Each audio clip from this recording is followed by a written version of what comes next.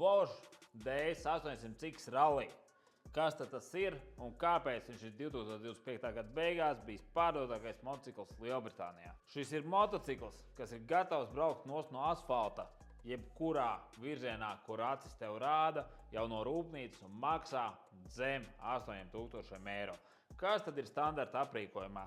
800 kubu, jaudīgs divcilindru motors, 24 litru bāka, lai varētu atbraukt tālāk, aizsargu dugas, LED papildu lukturi, bezkameru diski, spieķotie, Nissin bremzes, 2 braukšanas režīmi, atslēdzams ABS un no komforta apsildāms sēdeklis un apsildāmi rokturi.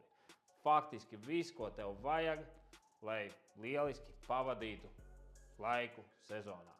Brauc pie mums uz Gustavu Zemgala gadu 71 SFRT veikalu un iespējams šis ir tavs jaunās sezonas motocikls.